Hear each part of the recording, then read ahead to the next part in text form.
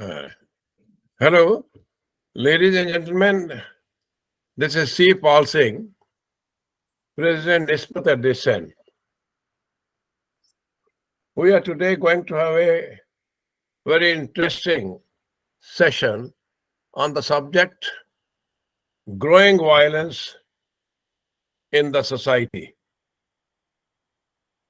We have got with us two eminent speakers who will discuss on the subject and answer to some of our queries. With these words, I'd like to introduce both the speakers. Mr. M.L.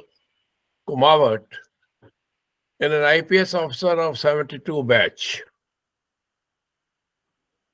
He has key professional experience in the field of education, law and order, and security. A founder, vice chancellor of Sardar Patel University of Police, Security, and Criminal Justice.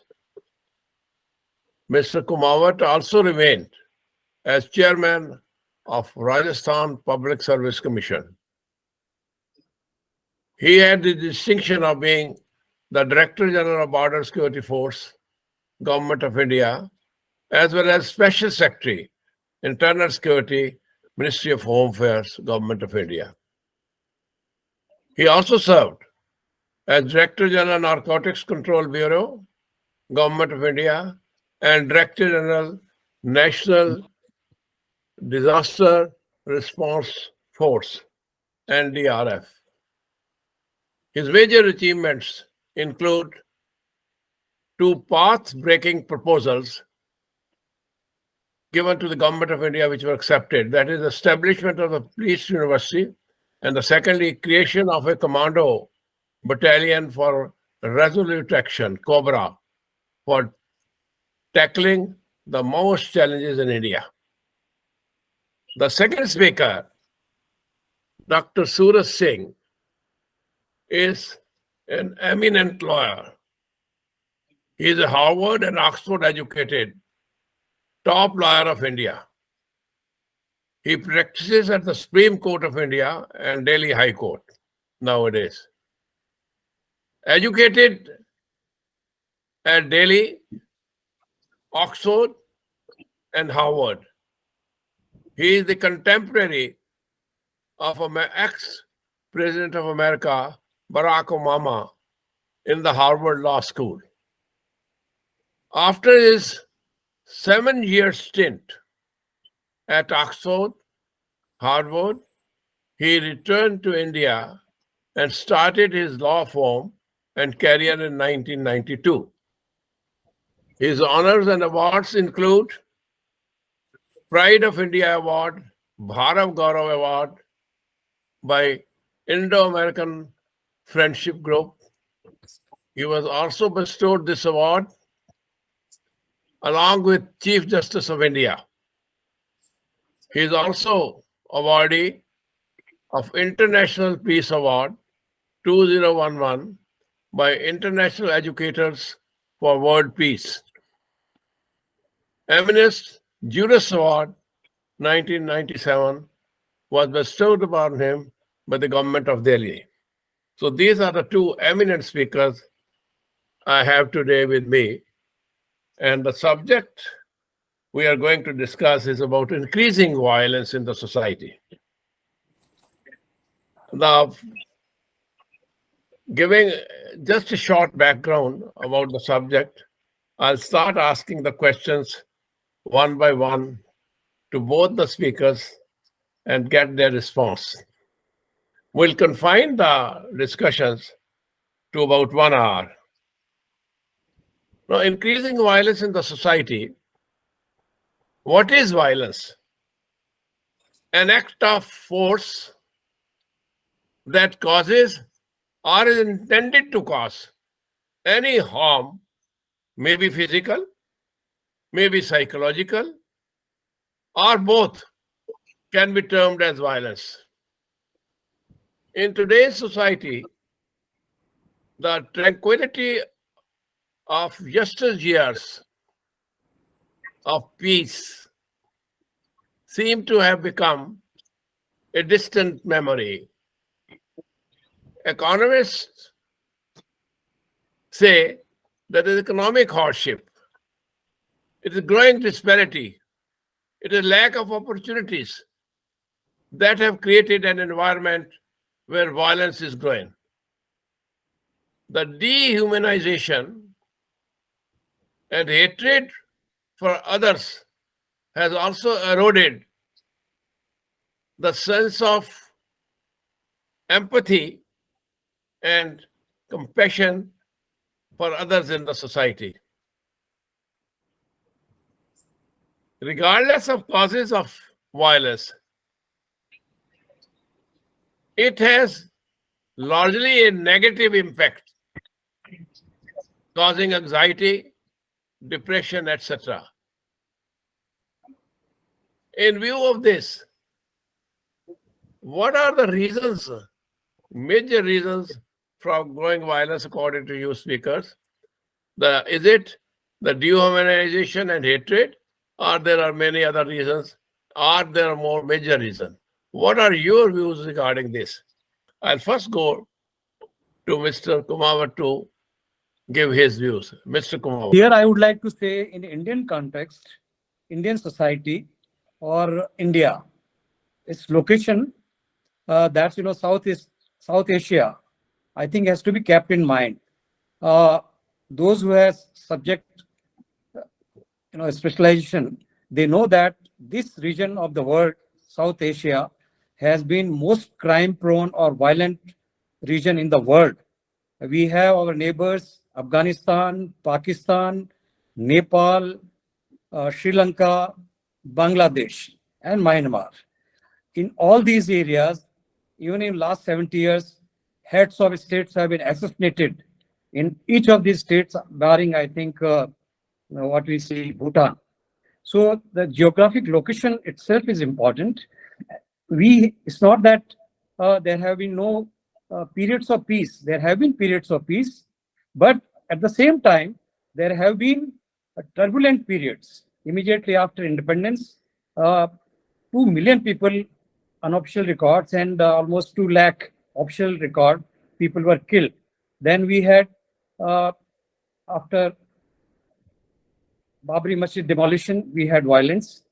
Then in 2002, we had in Gujarat, and later on in 1984, before that, we had Sikh genocide in Delhi, and we had violence in Kashmir from 1990 to 2004, in very large scale. But there were periods of peace also. But taking only crime, I have before me figures from National Crime Record Bureau of latest edition is 2022. That also shows that crime is increasing. Violent crime is increasing.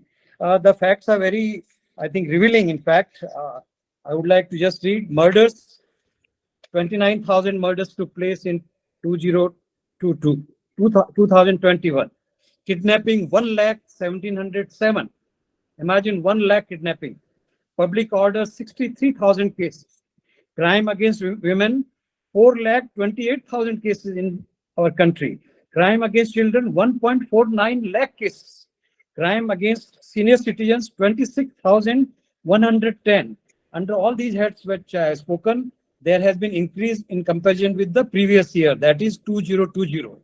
So that the trend shows that crime is increasing, which is a matter of serious concern for society. I'm talking of Indian society. So crime is increasing, and there are many factors which are responsible for this. Economic factors are there, social reasons are there, socio-economic, political, and all these factors, the interplay of these factors which lead to increase in crime. And as you mentioned, dehumanization. In fact, dehumanization and hatred precede any crime. This we have seen during Nazi Germany, when Jews were hated, they were dehumanized. They were not considered humans; they were considered subhuman. For every problem in Germany, these Jews were considered responsible for that. And then we had what we call Holocaust or genocide of Jews. So the number of factors play a role in increase in crime, violence in our country as well in other countries. Thank you very much, Mr. Kumawat. Dr. Suraj Singh, he has touched some factors which cause violence or give increase to the violence. Can you elaborate? Because, of course, dehumanization, as he mentioned in the last, is one of the factors why dehumanization is caused, why the people are becoming insensitive, why there is no empathy left, what is happening in the social front, what is happening in the political front. Can you touch some subjects or some areas which are reasons for increasing violence in our society? Thank you, Singh Saab. Kumawat Saab has covered a lot of wide range along with very specific data, particularly of India, showing that how crimes are increasing year to year. In fact, even we watch US television as Sipal Singh ji, you are there. Even on 4th of July, which is the day of their celebration of independence, violent things are happening, which even last year it happened. So one wonders that whether there is so much violence all around. Now, in any debate, first thing is when we say increasing violence. So violence means who is doing violence to whom, for what purpose, and with what effect. So now if you look at USA, in 4th July, nobody gave any provocation. So there is something in the air. The media, the way we project ourselves, the first important thing is our identity, who we are. Supposing if we consider we are children of God, then we will have one kind of a concept. Supposing we see, oh, we are just atoms and particles of material, and apart from our self-interest, nothing matters. And to show our importance, we do all sorts of things. So those fundamental issues, how we really give the orientation even to our children, who we are, for what purpose we have come in life. You talked about, Sipal Singh ji, about tranquility and peace. Where does it come from? It comes from when you have a deep down sense that I am okay and you are okay. But supposing because of any reason, an image is created, you are not okay and others are not okay at all, then there is a different kind of reaction. So fundamental thing is that what kind of education we are providing. Mr. Kumawat has been vice chancellor and founder of a university. Educators have a great role, as we say in Vedas, Matrivan Pitravana Acharya Purusho Veda, that when Mata, Pita, Acharya, mother, father, and the teacher, these are the first fundamental role models for any child. So, what kind of role models are we providing? What kind of social, economic, political system we have got?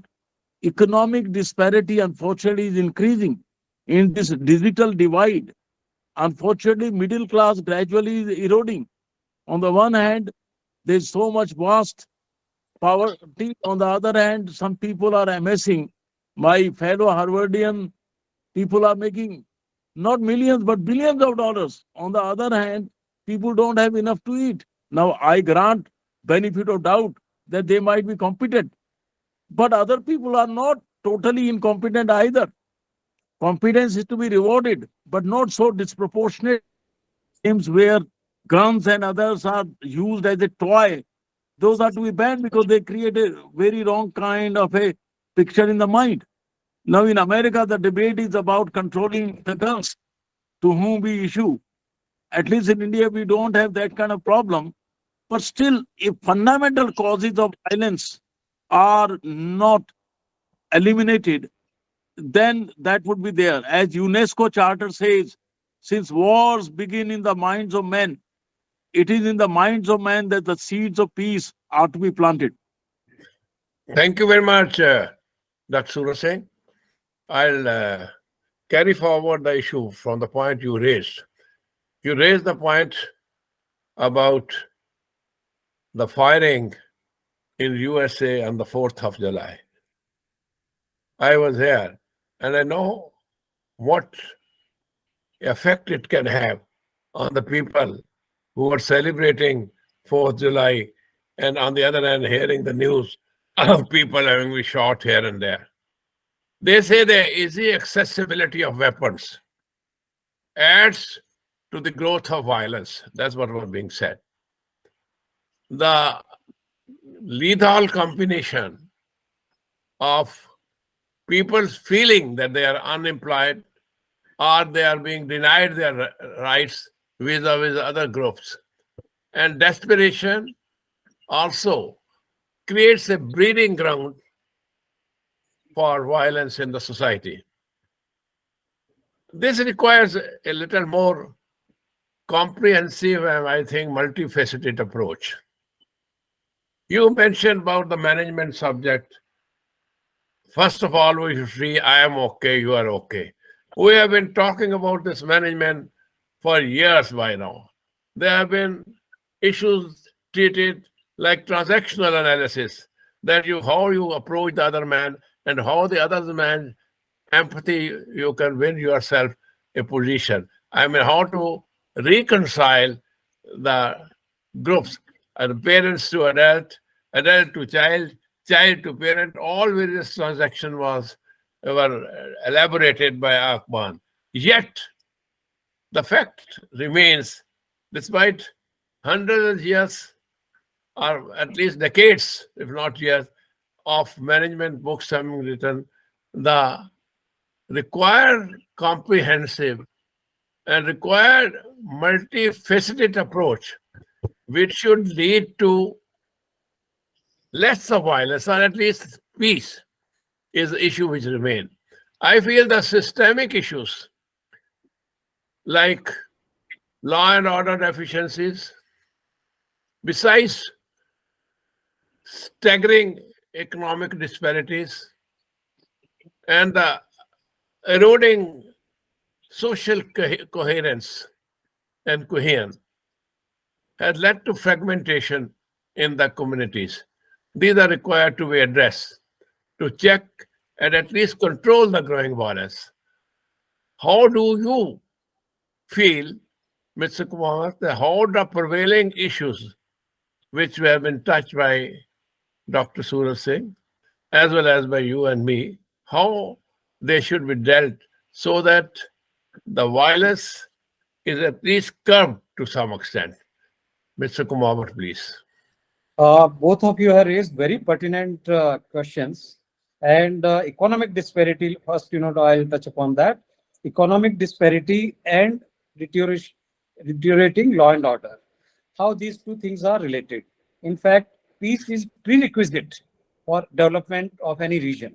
When there is no peace in a particular area, there is no development. Nobody would like to establish any industry or thing there. So peace has to be there.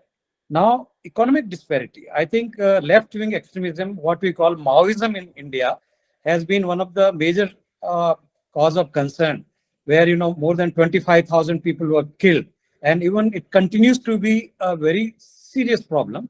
Former Prime Minister Manmohan Singh is on record saying this is the greatest internal security threat India ever faced. Though I disagree with him that this was the greatest internal security threat that India ever faced. In my view, it was communal problem immediately after independence that India faced, where almost 2 lakh or 20 lakh people were killed, and it continues to be even now. Pan-India problem is communal problem. But coming to economic disparities, in central India, which is rich in resources, where industrialists are making money, as Dr. Suraj Singh was very right when said some people are minting money and others are living some human life. Tribals, they are rich people, poor people in the richest area. This is a real paradox, an irony, where people, those who live in that area, are not like human being. They are not leading life of a human being. They don't have enough to eat. They don't have enough to wear, and education is almost negligible in that area. They are not in governing of this country. Especially, I'm talking about tribals in those areas. So this is what I call vicious cycle. where people are poor, where development is less, and disparity is more. So this vicious cycle has to be broken, and we must convert into virtuous cycle where people grow, where growth is of everybody, not that GDP alone can never bring happiness in a country. It is equitable distribution of wealth, which should be, I think, our fundamental objective, where everybody should benefit because of growth, because of GDP growth.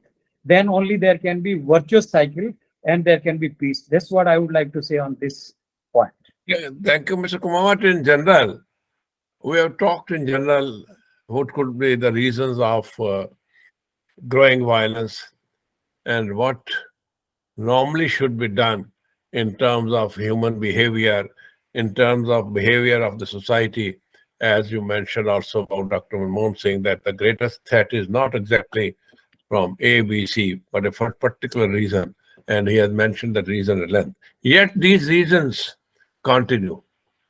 And police and other government agencies which are involved in the criminal justice system have played or not played the role required to play it by them.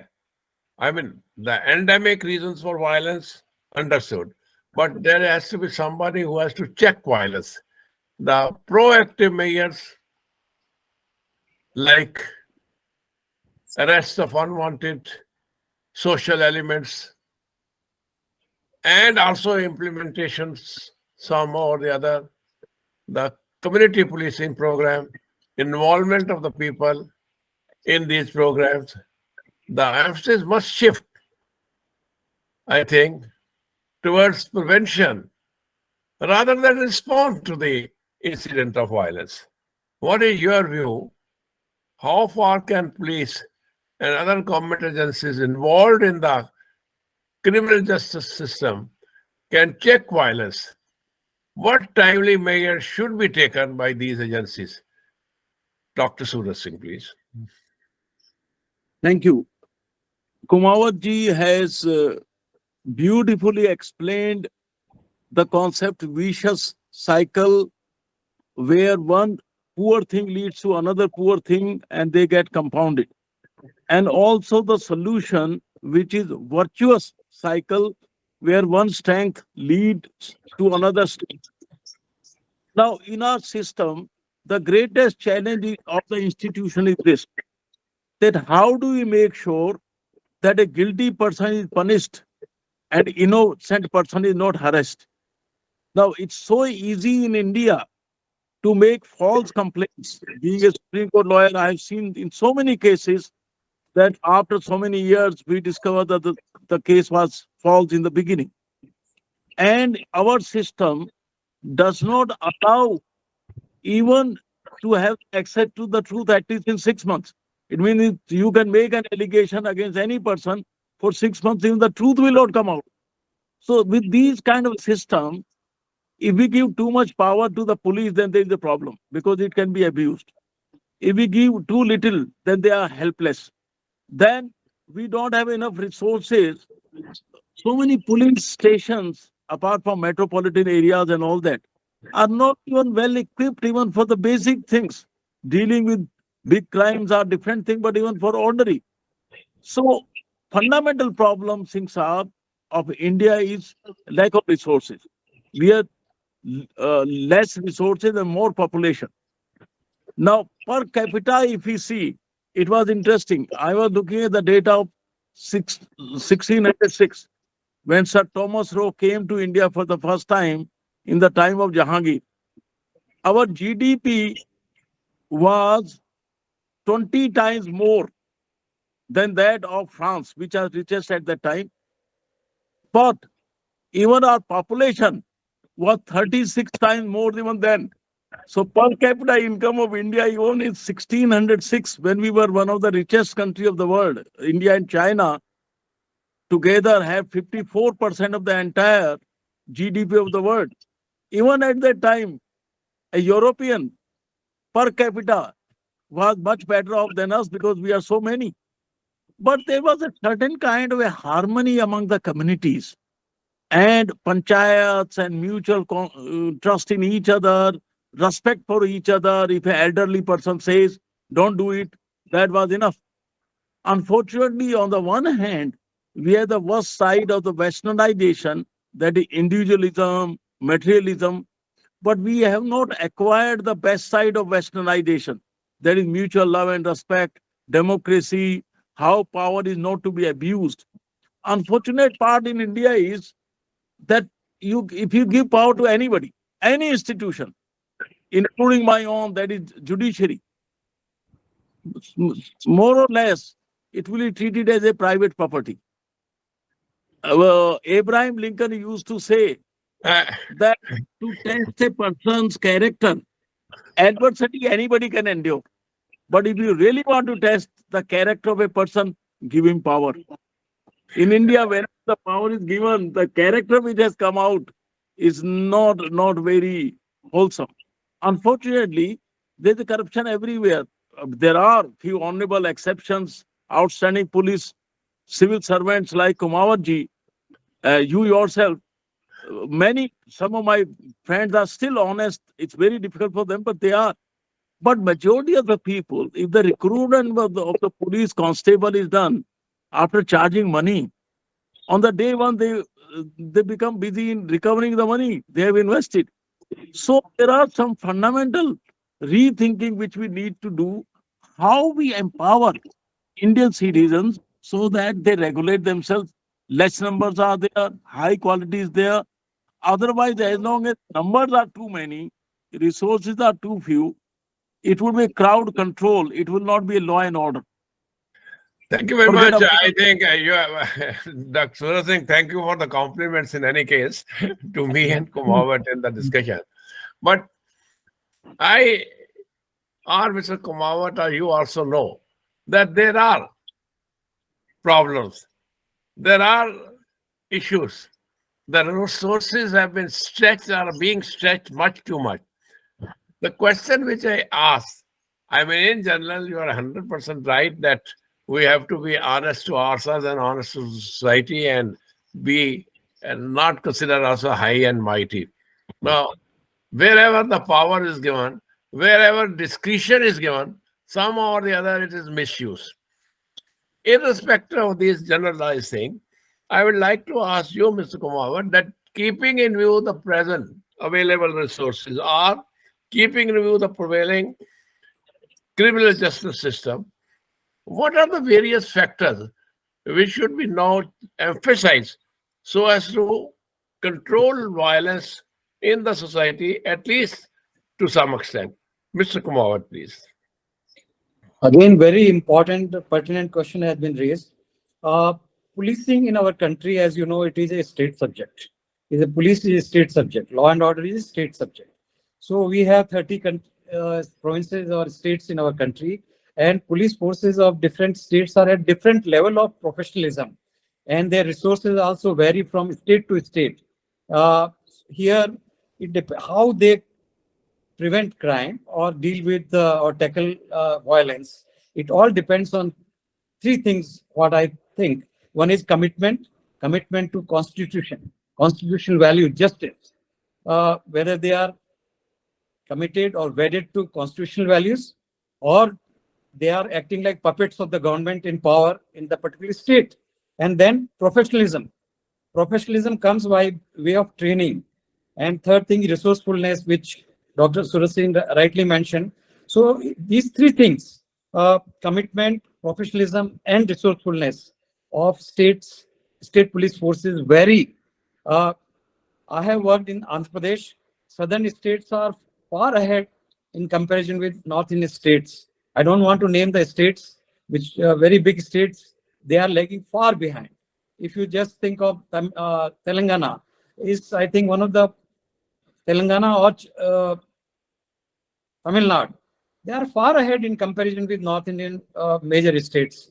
So it depends on these three things, and also standardization or what we call standard operating procedures. They have to evolve in case they have to deal with not in fits and start. They go ahead to tackle crime. So it depends on more on professionalism, resourcefulness, and they are adhering to the values of Constitution. Thank you very much for emphasizing on the commitment, professionalism, and resourcefulness. And you also said that we have to go by the Constitution. I'll take you on this.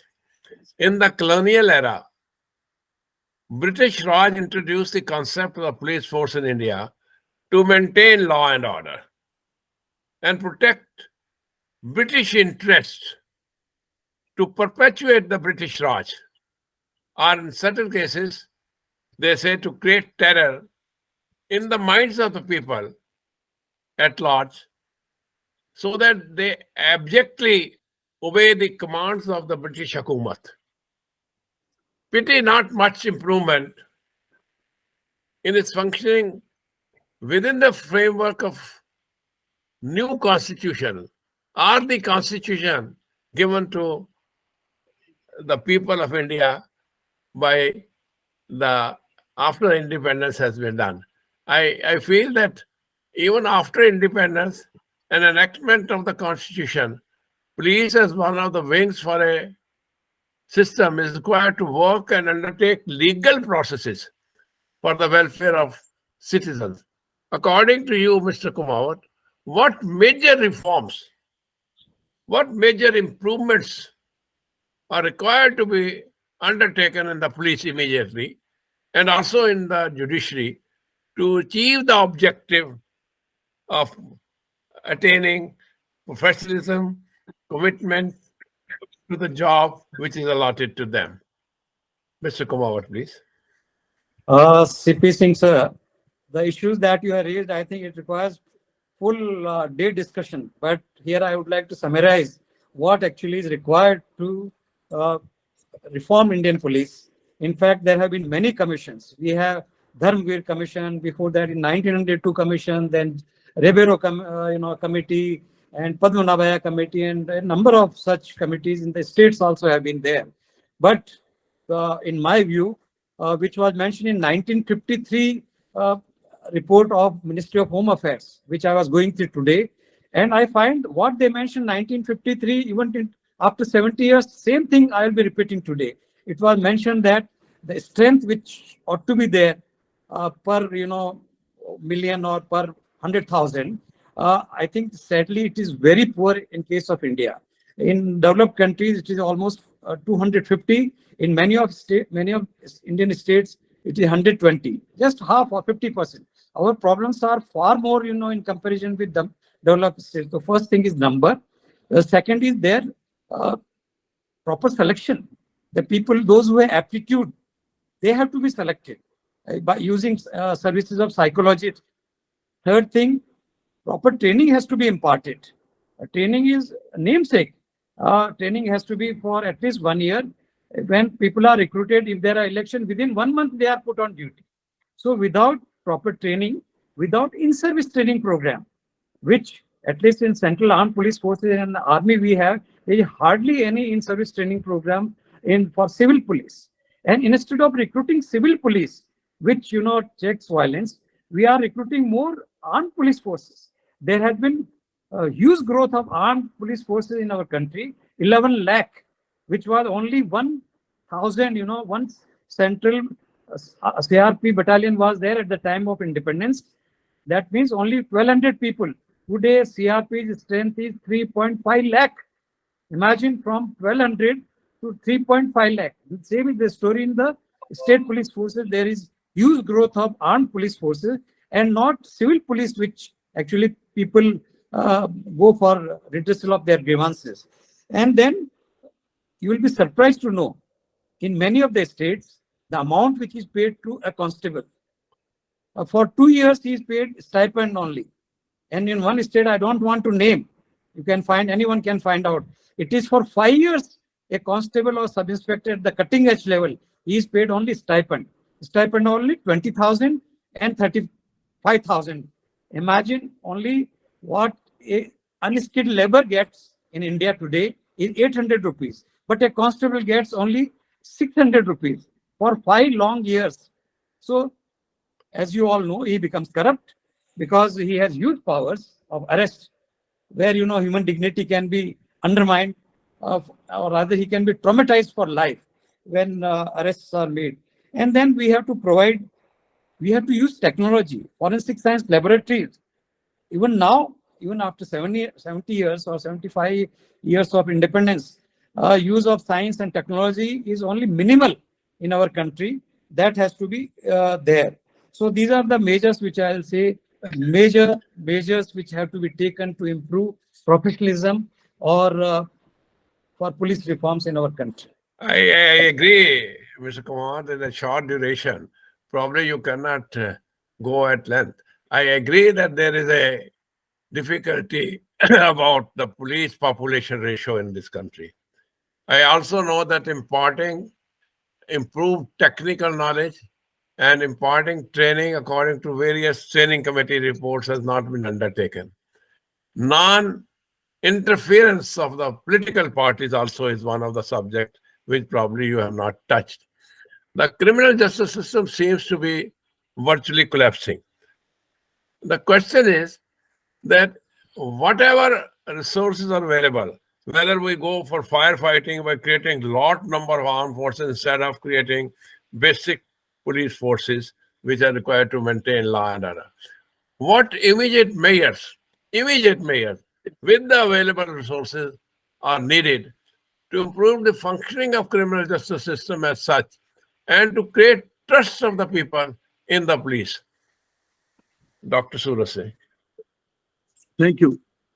Well, first of all, I agree with Kumawat ji about the various suggestions for the reform of the police. One most important thing is, to do anything, you need two things. One, ability to do, and second, willingness to do.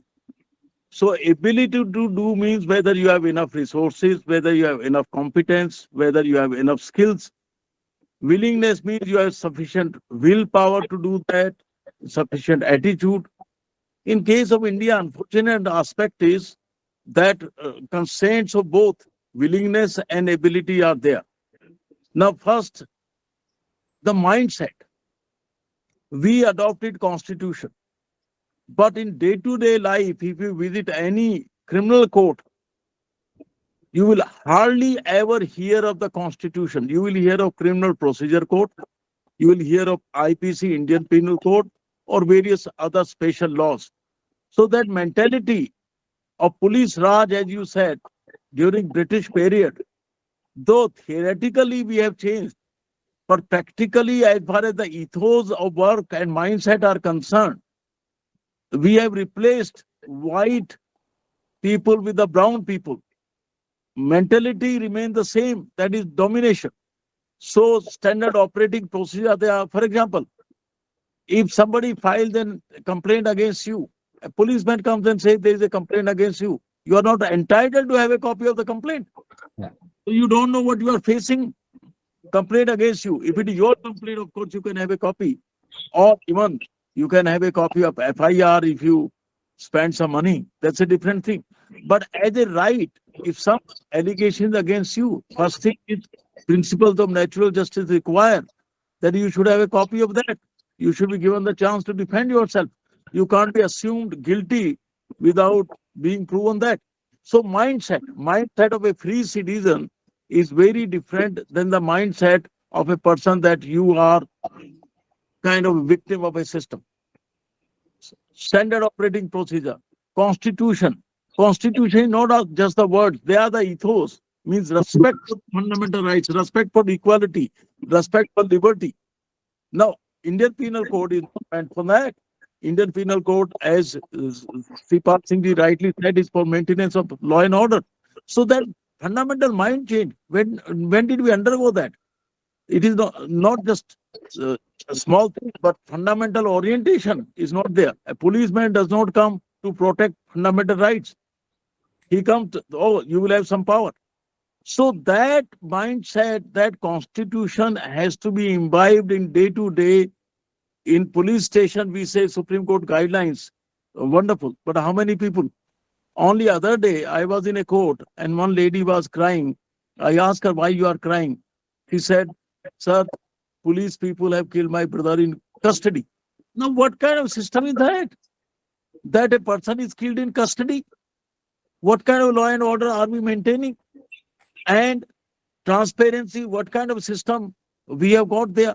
So lot of mindset issues are there. Then of course resources are there. Without that you can't do.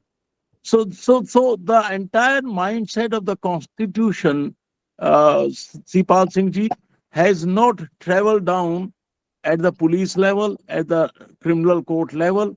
They are still in their old procedure of IPC and CRPC and police manual. And IPC, by the way, was built after 1857 when there was a Continue. so that mindset has continued. So fundamental mindset, a free person has a very different mindset than a person who is a subject of somebody else. That has not, and even judges have not imbibed that. High court, Supreme Court is are different, but at lower court, trial court level, if you quote constitution, they say, Dr. Saab, show it at the High Court or Supreme Court level. We are bound by CRPC. What is CRPC? CRPC is a criminal procedure code procedure. In hierarchy, constitution is highest, then parliamentary law, then state law, then government laws, and then procedure lowest. Lowest is given the highest preference. What kind of a travesty of justice is this? So this entire reorientation is required. Very elaborately explained by Dr. Suraj Singh. I agree to a great extent that there are reasons, either maybe innate reason or reasons of a mindset or reasons of non-availability of adequate resources or reasons of lack of training, etc., which is leading to poor performance by the police. The question is, sir, this is indeed a dangerous trend, performance, poor performance. And it is naturally eroding the trust of the people in police. It is eroding the trust of the people in the law and order machinery in general. And in view of the prevailing situation of gradually growing violence in the society, and it may lead to disintegration of society unless checks and balances are introduced at this stage. The way this can be done, how it can be managed, is a very long drawn out discussion, can be a long drawn out discussion.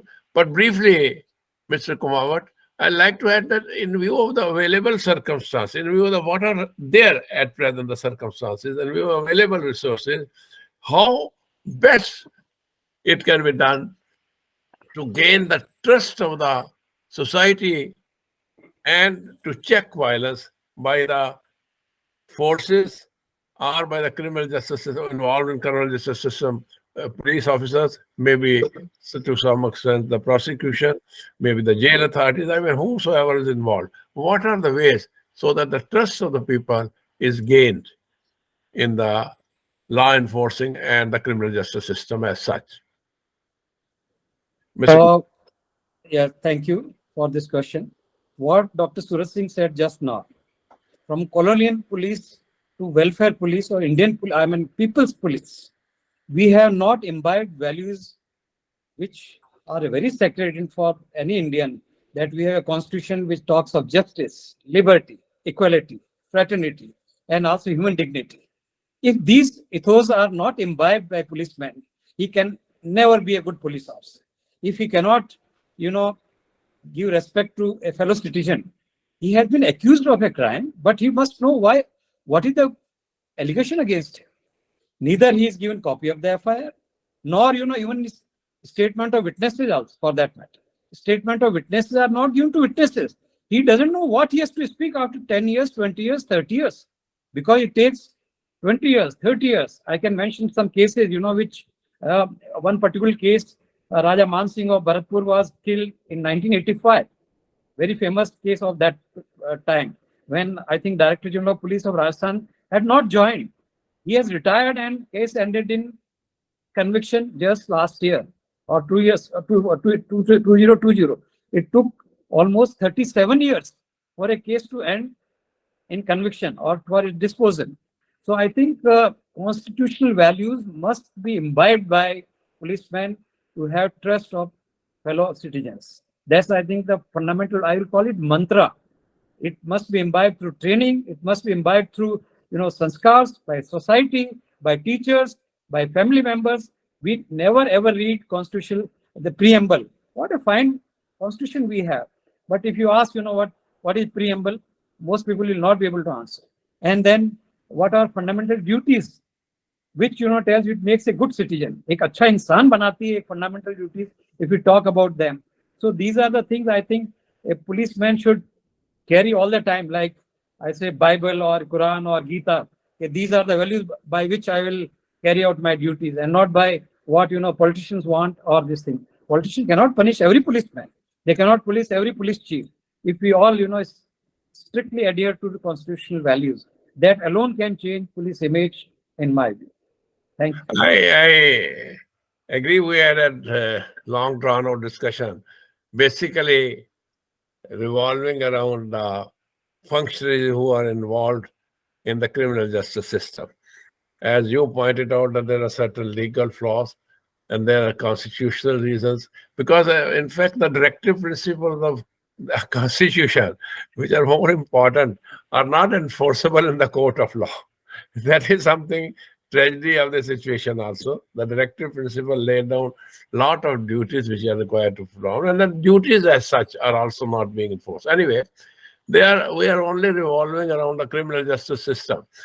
Besides the criminal justice system, I think there are other agencies also which are responsible to ensure that the violence is contained.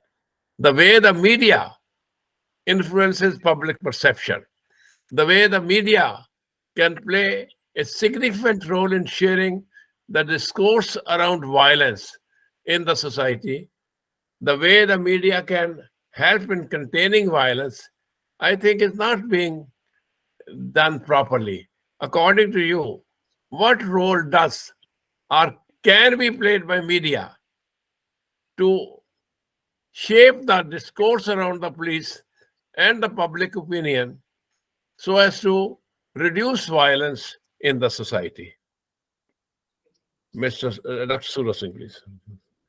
Well, Singh Saab, as far as media is concerned, I'm always in favor of free and robust media, but a responsible media. Robust but responsible. One concrete example, unfortunate case of Arushi Talwar was there.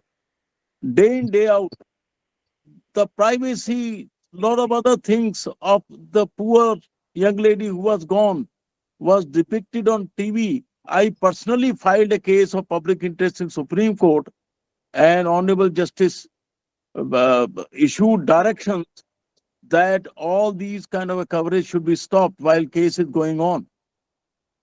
Now, media to have this TRP keep on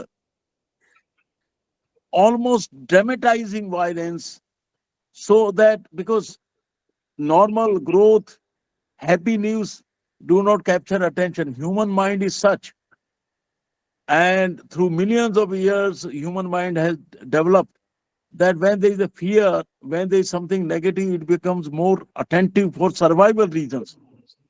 So similarly, human beings attend to negative news much more than to the positive news. That's for survival reasons. We want to know, if somebody says the neighbor has been killed, we want to know who has killed whom, whether it's in our neighborhood, as opposed to some other good news that our neighbor has done some good charity.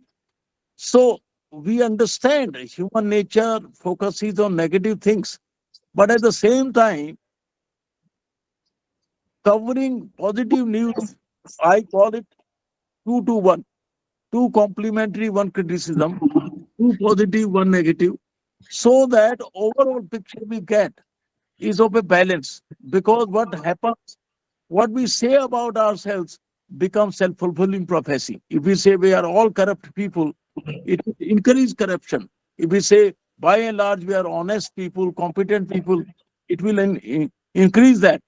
So similarly in media, it presents that human beings by and large are good, noble, caring. Then we will encourage those kind of acts. On the other hand, if we show all the time who killed whom and so media certainly have a great responsibility, because the earlier newspaper, now the TV and internet, that this is the first thing we consume and this is the food for our brain. And if the brain is contagious in the morning itself, imagine rest of the day. So it is the responsibility of the media to make sure that it gives a very balanced, healthy, on the whole, optimistic picture of human society, of hope, not of horror. Your views on media, Mr. Kumar, how media Yeah. can play important role in controlling or in reducing violence in the society.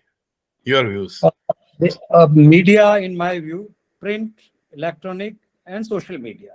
These three media, after independence, they have grown in leaps and bounds because of literacy rate has increased. At the time of independence, only 16% people, and villages hardly 2% people were able to read. Now we have almost 68% literacy rate, and in cities we have even 100%. So everybody reads newspaper, everybody sees TV. Television has gone into everybody's drawing room or everybody's house. And then social media. We have smartphones. So a media which can play a great role, very responsible role of educator, role which can transform, Indian society.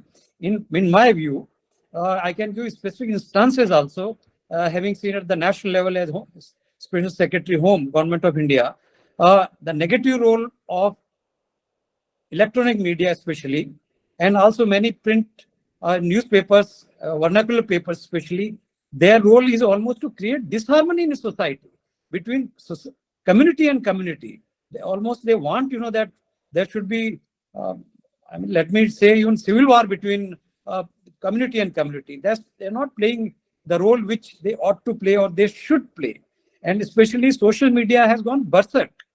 After Balasore, this incident where 200 plus people were killed, immediately there were, social media that it was done by a minority community station master. I checked with the DGP of Odisha at that time and found that the station master both from majority community. It was total falsehood, and many such instances, can be cited by me. So almost social media is rife with this type of toxic or which creates divisive, divisiveness in our community. And I don't think any TV channel, barring one or two, most TV channels are almost, they do cockfighting between two communities people and create hatred between communities and communities. So their role is negative. They are catalyst in increasing crime. Gujar Meena agitation, I remember I was special secretary. They were showing same visual again and again to inflame, passions, to create more violence. 2611, I was special secretary internal security at that time. TV channels were showing live. They got our commandos killed in the process, by showing. They were very irresponsible. So I think Indian electronic media, print media, and social media have to become more responsible to check violence. This is what I would like to say about their role. Thank you. Thank you very much. I have a very short time left, but I like to have touch one more point. That is nowadays becoming a sort of, a subject of a lot of discussion. That is, you remember, Mr. Kumawat, that some time back, an Envora committee report was constituted as to how to deal with the violent gangs and gang violence and how should the police deal with that. To control gangs, of course, nothing happened. Implementation of the Vora committee report never took place. Anyway, to control gangs, violent gangs, and satisfy political dispensation or to impress the public by taking deterrent action, the police sometimes indulges in fake encounters and custodial killings. To meet violence with violence does not seem, according to me, an appropriate approach to enforce law and order and contain violence. Your views on the subject: should violent criminal gangs be liquidated through fake encounter What is the way out to curb such violent criminal gangs? Mr. Kumawat, followed by Dr. Suraj Singh, please. Yes, custodial violence and fake encounters. These are big slurs, big stigma on Indian police. They can never be, supported. In fact, there have been innocent people killed. I will just cite two instances. Pilibhit encounter of 1991, 11 Sikh youth were killed brutally in three separate encounters. And recently, only in 2016, they were punished. So, another one, which was, I think, Hashimpura massacre. 40 people of one minority community were picked up by police, Provincial Armed Constabulary of UP, and killed one by one, thrown into a canal. Two of them survived and they became witness. But it took almost 30 long years to punish them. And imagine police, which should be there to protect lives of people, which should do justice. This role of coming to a conclusion that one is guilty, it cannot be given to police. It should remain with judiciary in case we believe in the rule of law. Either we believe in the rule of law or we believe in the rule of jungle. So at least a civilized society, at least I cannot be a supporter of fake encounters or custodial killings or custodial deaths or custodial torture.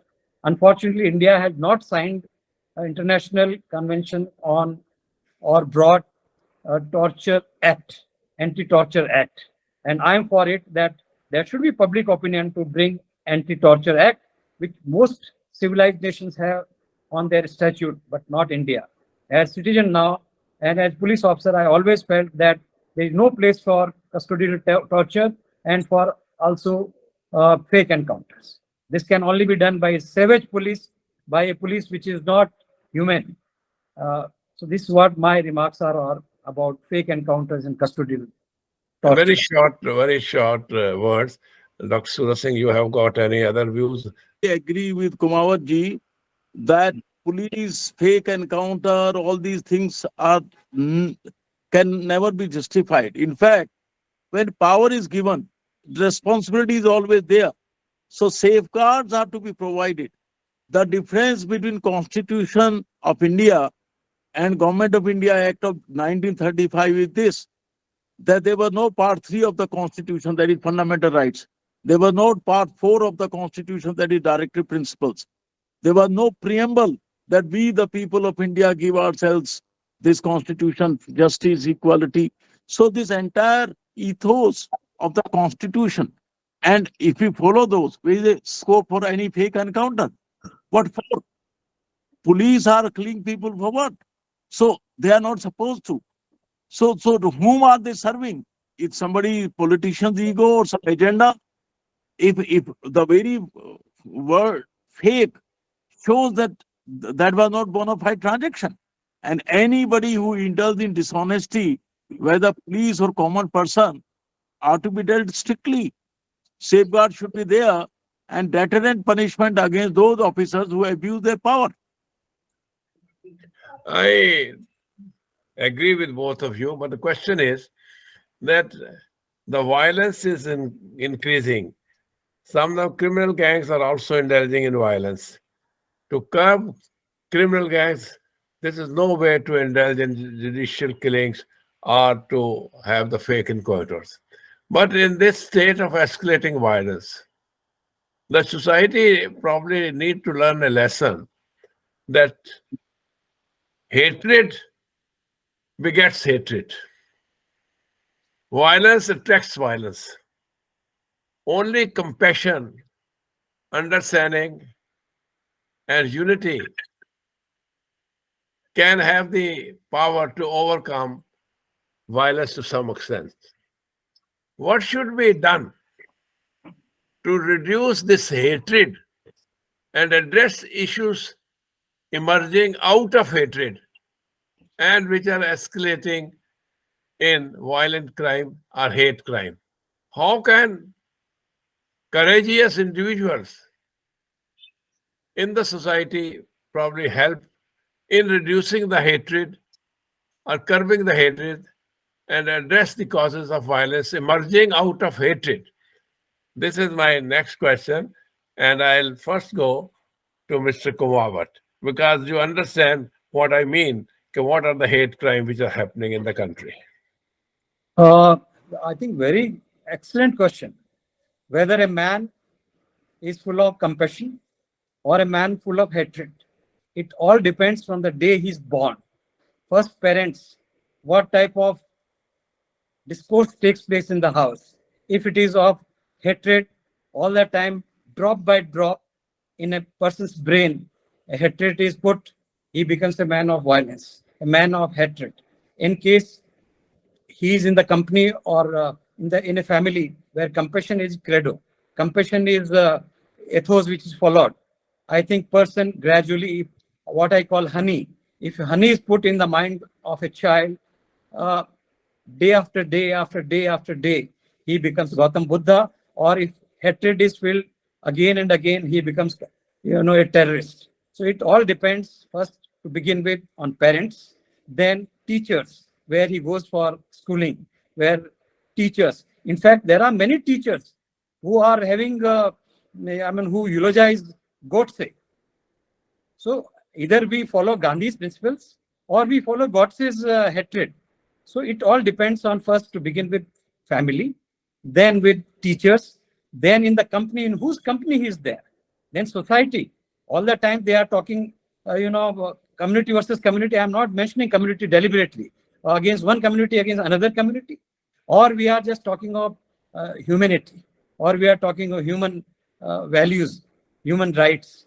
So it all depends on parents, schools, teachers, peer, and uh, in the organizations where you work, the culture that that organization has, that only can make a better human being rather than a particular type of a toxic human being. Dr. Surase, Well, how do you propose? I mean, by birth, by teaching, all is this correct. But if the hate crime which is occurring nowadays is evident, I'm not taking one community or the other. The hatred is being generated in the minds of the people. How do you suggest that to reduce violence in the society, how should we go about? The basic principles have been enunciated by Mr. Kumawa. But what do you think? What should need to be done in such society? as earlier pointed out, that since war begins in the minds of men, it is in the minds of men that the seeds of peace and love and care and humanity are to be implanted. Now, when we say Awwal Allah Noor Paya Kudrat De Sab Bande, the very first sentence says that we are the creation of that divine light, as opposed to say that anybody who does not agree with my religion deserve to be destroyed. Now, these are two different mindsets. So, first, no matter what your religion is, our constitution says equal respect for all the religions. But that does not mean that hatred for any religion whatsoever. So, humanitarian value, that first of all, the greatest religion is humanitarianism, that we are all human beings, no matter what you believe. You have no right to hate, destroy other person. So that those fundamental values, and in fact, the virtue of our Indian constitution is that on the one hand, we show religion as a very sacred private thing, and we provide from Article 25 to 30 total protection. Even you can give education in your own religion. But at the same time, respect for other religions. Anybody who does not respect other religion is violating the constitution. It's as simple as that. And what is the religion today? Constitution is the civil religion of today. We are all agreed. So if somebody says somebody Hindu or not, I say anybody who owes his allegiance to Indian constitution is an Indian. Enough. Allegiance to the constitution should be the test, and that's enough. those fundamental values we should teach from the very beginning. And if because of any reason, any animosity is taught that that religion is different and that should be destroyed, that thing should not be tolerated. The forces of good should also be combined, as sometimes the gangs of the evils combine. So, but again, respect for each other is a fundamental value of any civilization. And under our Indian constitution is no exception. Mutual respect, mutual tolerance, respect for the diversity, respect for the divinity in everybody. Those are the fundamental rules. Otherwise, what kind of education are we providing? Literacy, not an education. Thank you very much. I'll take you to the last question because there were a very limited time left, hardly any time left. I'll take to the last question. Now, all what we have discussed is that to inculcate certain basic values in the human being and the collective determination of the society or the citizens in the face of any growing violence which is disintegrating and dissipating the society, that can threaten, I think, to tear apart the cohesiveness of society. However, in this process, the unfortunate thing which is there is that more and more distrust or mistrust is growing between the people and the agencies which are earmarked to control violence. Somehow or the other, this mistrust is also contained in one of the sections of CRPC, which has a provision of non-admissibility of statements made before police officers in the court of law. What do you think? The last question. What do you think about abrogation of such laws or the need for public cooperation to make police functioning or the functioning of the criminal justice system more effective to control violence? This is a pragmatic approach in addition to, of course, the religious preachings. अव्वल अल्लाह नूर पाया कुदरत के सब बंदे एक नूर से सब जग उपजे कौन भरे कौन मंदे. But it is a long drawn out which has to be taught right from the age of right from birth till education. These are the things which are for others, which they have to do, the society at large. But particularly, I'm talking in terms of what the system has it to control violence, because our subject is that increasing violence to be controlled. So what do you think that how this trust can be brought about between the individual members of the society and the functionaries of the criminal justice system so that the violence is controlled and curbed well in time? Mr. Kumawat, please. This particular question that you raised, the trust, Indian society, and it's more so, this law doesn't trust police, because any statement recorded by police is not signed by a witness, because in case he signs, it becomes illegal. I mean, it is of no use, invalid. So statements are not signed by the witness, and that is a colonial legacy. It is a shame that even after 75 years, Indian lawmakers, Indian people, opinion makers have not decided that police should be trusted. So police is not trusted even by laws. I don't think there is any country in the world where statement recorded by police is not signed. Maybe only in Pakistan and Bangladesh, where I think they follow the same CRPC and penal code. But in most countries, statement signed and trusted. Their signed statement, the statements are signed, but not in when he's in the police. In enforcement department, where they want deputation, their statement is trusted. The same police officer, when he's in other organization, he's trusted. When he's in the police, he's not trusted. What a an irony. So I think there should be public opinion. Man like Dr. Suraj Singh can raise this issue, at proper forum, and he knows the Chief Justice of India, and that's what type of law that we have. At one place today, imagine I am in the state police. I am not trusted. The moment I go to Narcotics Control Bureau, I am trusted. The moment I go to Enforcement Department Chief Admin and IPS officer, then he is trusted. So these are great anomalies. So I think the public opinion makers and especially legislators must be educated to create some trust between people and law enforcement agencies, at least at some level to begin with. And then when they show a better conduct, when they are wedded to, as I think all of us agree in this discussion, if they are wedded sincerely, genuinely, religiously, it doesn't mean a particular religion I have, but by their conduct to the constitutional values, where human dignity is respected, where human rights are respected, where justice, liberty, equality, and fraternity are the credos of Indian police or law enforcement agencies. And one particular thing which I think we have not discussed, people are not punished for a very long period. Disposal of criminal cases in the courts, I think one doesn't know that it takes years and years, decades and decades. It's no more a deterrence.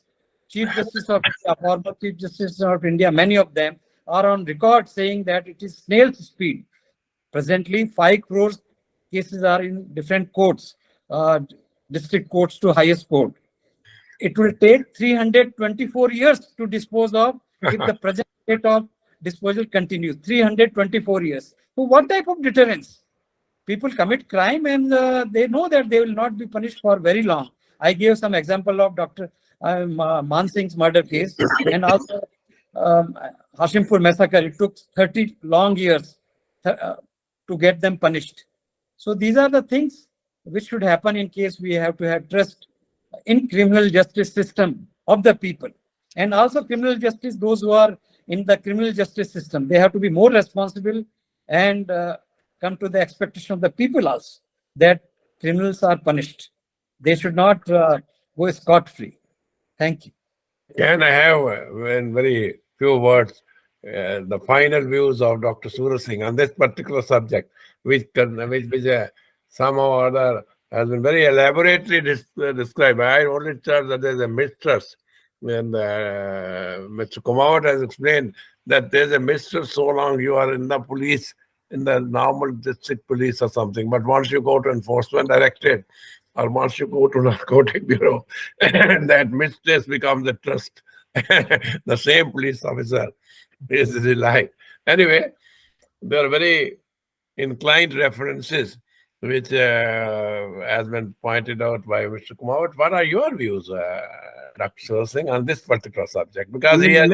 let me quote 2 European about the trust on Indians. One governor says that Indian can never be trusted. Even if they write, make sure their signature are there or something. On the other hand, another European, Max Muller, says that I have never found more honest people than Indians. If they are trusted, then they do wonders. But in the courts, magistrates, English and others say that they can never be trusted. Same Indian people, 2 different views. Now, regarding the police, how much trust we should put on a police who brings already written statement and says to the person, just, ये आपकी statement है. And the person says, मैंने तो कुछ लिखा ही नहीं.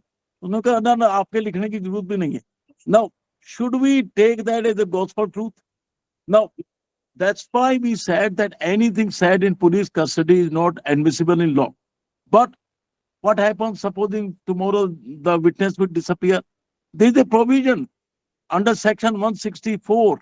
If the statement is made before the executive magistrate, 164 statement is admissible in evidence, is also signed. So there are ways, but making the statement made to the police, particularly the kind of a ethos we have shown what they have got, I think it is not a good idea to make the statement made before the police as trustworthy. So the law is based on the reality of today. And in case you want something said that section 164 of CRPC is there, then the statement is made to the higher officer, SDM level. He will ask the person that are you making the statement without any pressure, and that is admissible. Trust of the police. Well, forget about the police. Even the Indian people do not trust themselves. See, for any document, you have to get it signed by gazetted officer. Even your own name is to be verified by gazetted officer. India cannot be trusted even on their own thing. Why we need affidavit should be enough, signed by themselves. That should be notarized. Everywhere government official is considered much more trustworthy than an honest Indian citizen. So this entire culture of distrust must go not only vis-a-vis police, but to the Indian people as well. Thank you very much, both the panelists and learned speakers. Based on some of the answers to the subject, that is growing violence in the society and how to curb it, based on the answers to the subject to some of the questions, some other questions emerged in the course of it, which have been very, very scintillating, which evoked very scintillating discussions. And I think I've only tried to pose some of these questions like trust in the police officers and the hatred generated between the communities by certain people. Anyway, my job was only to pose the question, get your responses, and leave it to the viewers as to how they want to decide about curbing or containing the growing violence in the society. We are indeed, the Nisbat is indeed very, very thankful and indebted both to Dr. Suraj Singh and Mr. Kumawat for giving their valuable time to Nisbat during these panel discussions. Thank you very much, both of you. Thank you indeed. Thank you very much. Very much. Thank you very Thank much. you. Thank you very much. Jai Hind.